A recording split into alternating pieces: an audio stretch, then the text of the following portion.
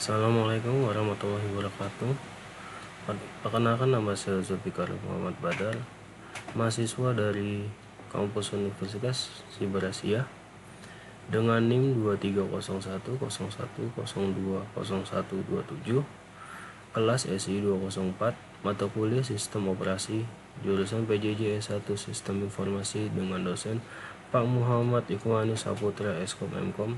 Kali ini saya akan menjelaskan materi paper ujian akhir semester saya yang mengangkat tema sistem operasi.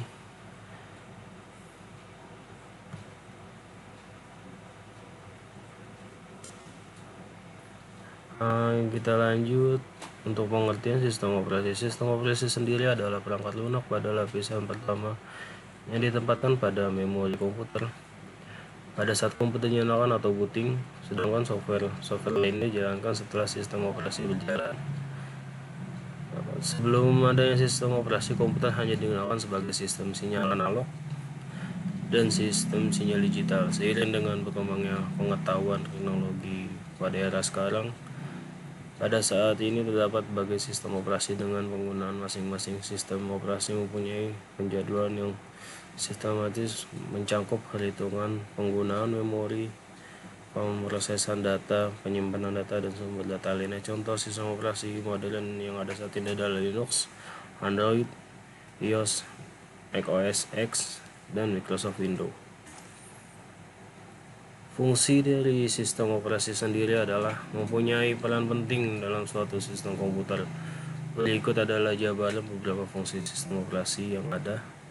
1. Manajemen sumber daya komputer, yaitu sistem dapat mengatur waktu sebuah aplikasi yang dijalankan, membagi pengguna CPU saat aplikasi berjalan, memberikan akses disk, dan sebagainya. Yang kedua, berperan sebagai aplikasi dasar sebuah perangkat.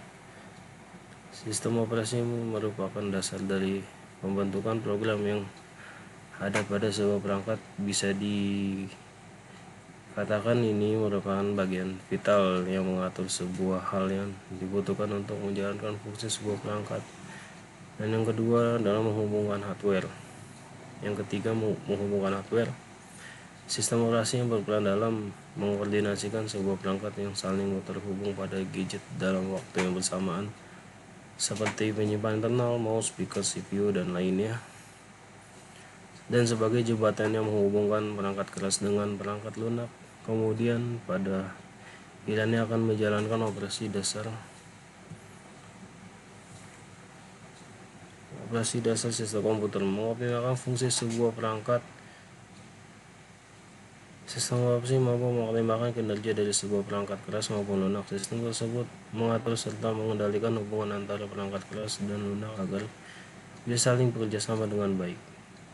Dan yang terakhir adalah mengatur sistem kerja perangkat. Sistem operasi mengatur dan mengontrol fungsi perangkat keras yang digunakan, mulai dari CPU, hard disk, memori, dan perangkat lainnya. Tentunya dengan adanya sistem operasi, seluruh perangkat bisa saling bersinergi dan membentuk kesatuan untuk memaksimalkan sebuah perangkat. Berikut adalah karakteristik pada open source. Antara lain menggunakan software sesuai keinginannya, memiliki software yang tersedia sesuai kebutuhan, mendistribusikan software kepada user lainnya. Sesuatu program dengan lisensi open source berarti program tersebut membuka kode programnya bagi siapa saja yang ingin mempelajarinya atau ingin menggunakan open source tersebut, dengan cara menyatakan kode program bersama dengan distribusi paket program yang sudah jadi. Dengan penyitaan kode program tersebut, pengguna dapat mengoperasikan program tersebut, melakukan modifikasi sesuai dengan kebutuhan yang diinginkan, bahkan memperbaiki kesalahan logika dalam pemrograman tersebut. Berikut adalah karakteristik closed source. Perangkat lunak closed source adalah jenis perangkat lunak yang kode sumbernya tidak tersedia untuk umum, hanya pemilik atau pengembang perangkat lunak yang memiliki kode ini. Karakteristik pada closed source adalah sebagai berikut. Proprietary, Perangkat lunak ini dimiliki oleh perusahaan atau individu yang mereka mengendalikan hak cipta dan distribusinya. Kekayaan intelektual, kode sumber cipta biasa dianggap sebagai kekayaan intelektual dan dilindungi oleh hukum hak cipta. Untuk case ini biasanya kekayaan intelektual itu didaftarkan untuk hak ciptanya agar tidak disalahgunakan oleh orang lain. Yang ketiga adalah biaya. Seringkali perangkat lunak ini memerlukan pembelian lisensi atau berlangganan.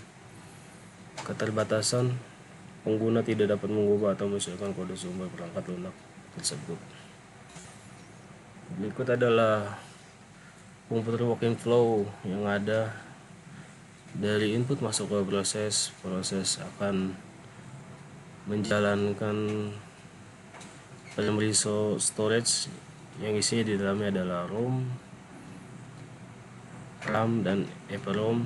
Storage juga menjalankan secondary storage yaitu DVD, hard disk, USB flash disk, dan yang lainnya. Untuk dari secondary storage akan diproses kembali menjadi output.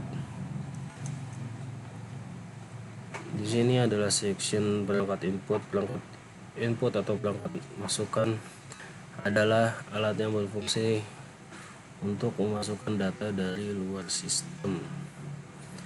Yang pertama bisa dilihat ada gambar keyboard. Keyboard berfungsi untuk memasukkan perintah ke dalam sistem komputer. Yang kedua adalah gambar mouse. Mouse itu seperti yang kita gunakan sebagai memasukkan perintah sebagai kursor pada komputer. Scanner, gambar scanner adalah sebagai berfungsi untuk menginput gambar dari media cetak. Dan yang terakhir adalah gambar mikrofon yang berfungsi sebagai perangkat input suara atau audio pada sistem komputer.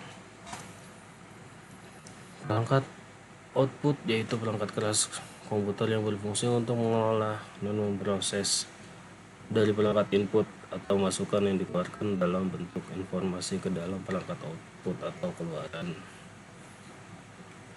Yang pertama ada gambar RAM di sini.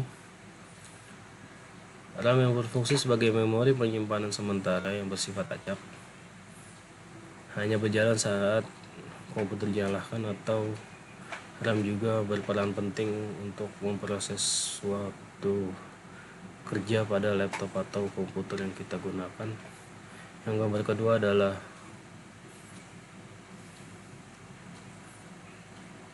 prosesor. Prosesor itu perannya sangat penting, yaitu berfungsi sebagai pengelola data masuk ke komputer, dan komponen prosesor ini juga bisa disebut sebagai otaknya pada komputer ataupun laptop yang kita gunakan. Dan yang gambar ketiga adalah gambar motherboard. Fungsi motherboard yang seperti kita tahu adalah sebagai sistem komputer pusat pengendali untuk mengatur kerja dari komponen-komponen yang terhubung ke dalam motherboard. Perangkat output. Perangkat output adalah alat yang bertugas untuk menampilkan hasil mengelola dan memproses data dari komputer dalam sebagai berbagai informasi kepada pengguna. Bisa dilihat di gambar pertama, itu ada gambar monitor yang berfungsi sebagai alat yang menampilkan grafis visual dalam interaksi perangkat input dengan perangkat lunak yang ada di komputer.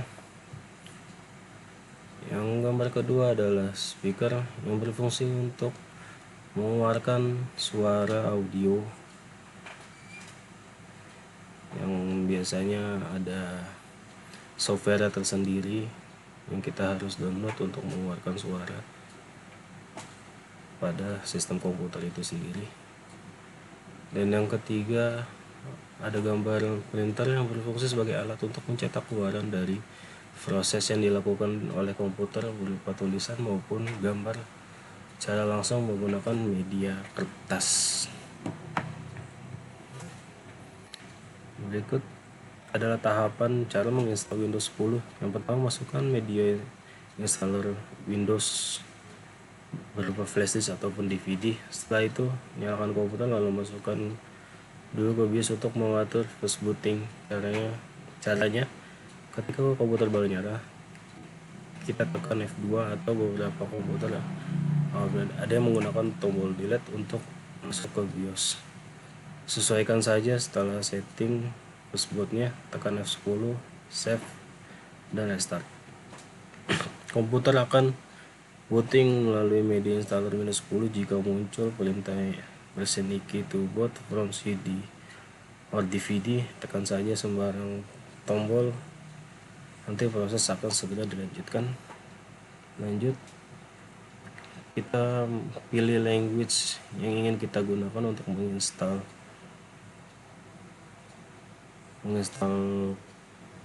Windows untuk memudahkan nantinya untuk kita menginstal Windows tersebut. Setelah itu, setelah kita memilih bahasa yang ingin kita gunakan, startup is starting. Tunggu saja sampai prosesnya berlanjut. Setelah prosesnya berlanjut itu, selanjutnya masukkan serial number yang kalian miliki. Jika tidak ada atau tidak mempunyainya, lanjut ke proses skip saja. Dan lalu kita akan berlanjut pada pembagian partisi. Ini sangat penting. Kenapa? Di sini diharapkan pengguna komputer sangat berhati-hati ya, karena bisa saja data-data yang penting itu akan hilang. Jika sudah kamu atur partisinya, pilih partisi yang akan kamu jadikan lokasi untuk sistem Windows-nya. Dalam hal ini, biasanya pengguna atau saya akan memilih drive no partition dulu, kemudian klik next. Jika pada komputer kamu sebelumnya sudah ada sistem operasi, kamu hanya perlu memformat partisi tempat di mana sistem diinstal sebelumnya. Selanjutnya adalah serangkaian proses pengolahan file-file Windows dari media installer ke media hard disk. Tunggu sampai prosesnya selesai. Nanti komputer akan meminta restart diri sendiri. Klik saja restart now. Lanjut. Ketika sudah selesai melakukan restart, akan ada tampilan buat akun untuk komputer kamu, masukkan username dan password. Kalau sudah punya, langsung saja masukkan email dan password. Kalau belum, tinggal membuatnya saja, lalu klik next. Tunggu proses sebentar. Prosesnya tidak begitu lama ya. Kemudian kamu akan masuk ke tampilan Windows 10 dan Windows siap digunakan. Begitu saja pembahasan materi ujian akhir semester yang saya sampaikan. Ada kurang lebihnya mohon maaf, atau pembawaan saya yang masih kurang, tolong dimaafkan. Sekali lagi terima kasih. Wassalamualaikum warahmatullahi wabarakatuh.